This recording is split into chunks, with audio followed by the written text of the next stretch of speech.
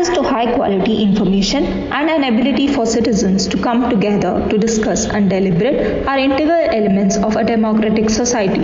In the Indian context, access to news has improved dramatically in the recent past thanks to rapid growth in internet services. However, there is widespread concern around the quality of news. One potential driver behind the deterioration of online news quality and political discourse is media manipulation. According to Data and Society, media manipulation is the effort to exploit technical, social, economic, and institutional configurations of media to catalyze social change, sow dissent, and challenge the stability of social institutions. Manipulators are motivated by a desire to do one or more of the following: spread ideologies, make money, gain status and attention. They deploy a variety of tactics: doctored photos, forged documents, viral slogans, etc. to achieve their objectives. Manipulation takes place on variety of participatory spaces, both in online and mainstream media. Today, we are going to analyze media manipulation.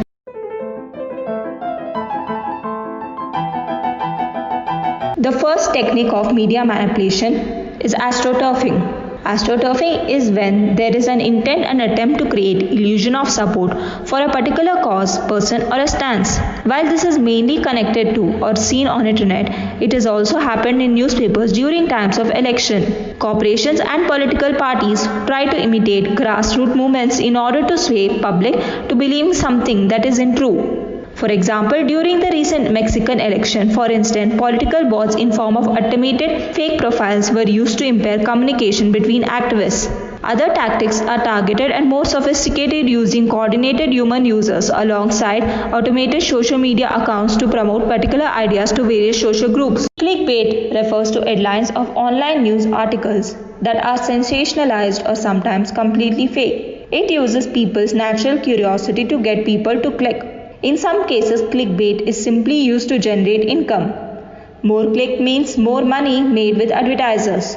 But these headlines and articles can also be used to influence a group of people on social media.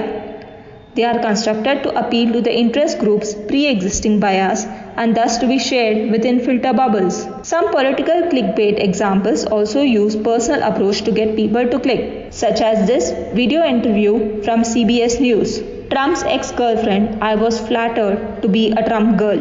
When they encounter this type of headlines, readers are intrigued by the promise of an insider, personal perspective on a famous person's life. Third, propaganda laundering. Propaganda laundering is a method of using a less trusted or less popular platform to publish a story of dubious origin or veracity for the purpose of reporting on that report, rather than the story itself. This technique serves to insulate the secondary, more established media from having to issue a retraction if the report is false. Generally, secondary reports will report that the original report is reporting without verifying or making the report themselves. An example of propaganda laundering is an article on American and Soviet propaganda operations in India during the Cold War. A New York Times video series recounted a KGB operation in which news that AIDS virus was an American biological weapon was laundered through an Indian magazine, the Russian newspaper, then East German scientific report, and then on to publications around the world. Fourth is distraction by major events. Commonly known as smokescreen, this technique consists of making the public focus its attention on a topic that is more convenient for the propagandist. This particular type of media manipulation has been referred many times in popular culture. For example, the relentless focus on Sushant Singh Rajput's suicide, it buried or dismissed the news that should have been the main focus, such as breathtaking rise in number of corona infected and dead, and worse, its spread in rural India, loss of jobs, fall in GDP, floods in Assam, to name a few. Distraction by scapegoat. This is a combination of strawman fallacy and ad hominem argument. It is often used to incriminate someone in order to argument the innocence of someone else. For example, most of us has heard rumors circulating blaming other societies and organizations for the development and spread of COVID-19 virus.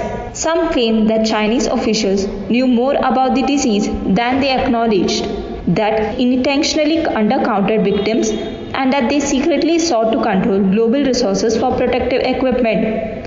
The Chinese government and media have floated a charge that the American military introduced the virus to their shores.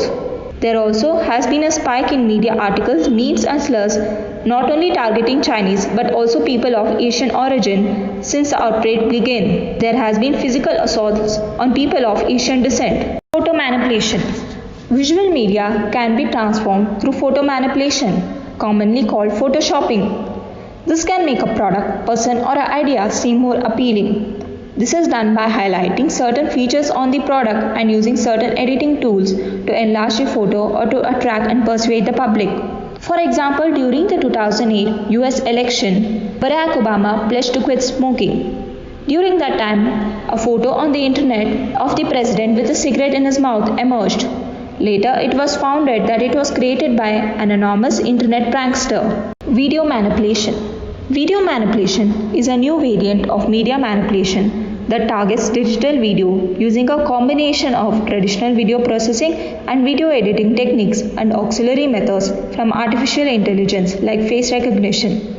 In typical video manipulation, the facial structure, body movements and the voice of the subjects are replicated in order to create a fabricated recording of the subject. The application of these methods range from educational videos to videos aimed at mass manipulation and propaganda and a straightforward extinction of long-standing possibilities of photo manipulation. This form of computer-generated misinformation has contributed to fake news, and there have been instances when this technology was used during political campaigns.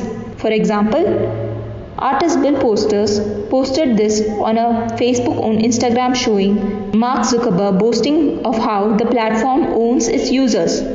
Instagram didn't take Zuckerberg's video out. It said it would treat this content the same way we treat all misinformation on Instagram. If the third-party fact checkers mark it as false, we will filter it.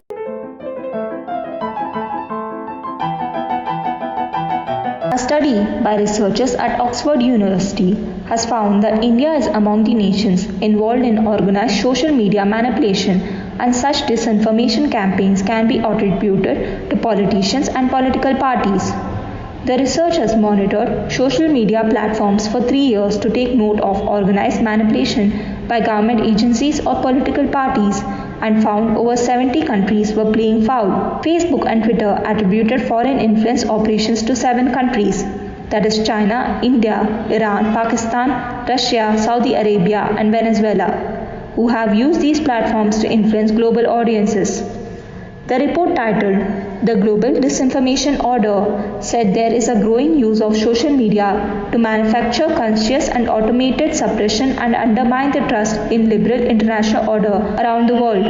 The authors note this disinformation campaign involves building an inventory of evolving strategies, tools, and techniques of computational propaganda, including the use of political bots to amplify hate speech or other forms of manipulated content, the illegal harvesting of data or micro-targeting, or deploying an army of trolls to bully or harass political dissidents or journalists online.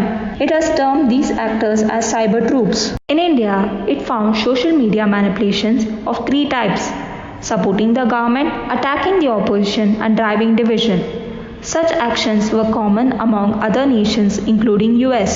State-sponsored trolling is also on rise globally, with 47 nations using such tactics. In 52 out of 7 countries, cyber troops actively created content such as memes, videos, fake news websites or manipulated media in order to mislead users.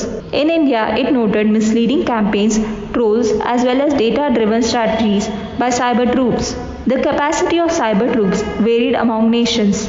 India was among nations with medium cyber troop capacity, involving full-time staff members who are employed year-round to control the information space. The US, China, Russia, Iran and Israel were among the nations with high cyber troop capacity, involving large number of staffs and large budgetary expenditure on physiological and psychological operations or information warfare. Their job entails building an inventory of evolving strategies, tools and techniques of computational propaganda, including the use of political bots to amplify hate speech or other forms of manipulated content, the illegal harvesting of data or micro-targeting or deploying an army of trolls to bully or harass political dissidents or journalists online. Today, there is a war among mainstream news channels for TRPs using Sushant Singh Rajput's death case, which has distracted us from the real news. The media has perfected the art of distraction.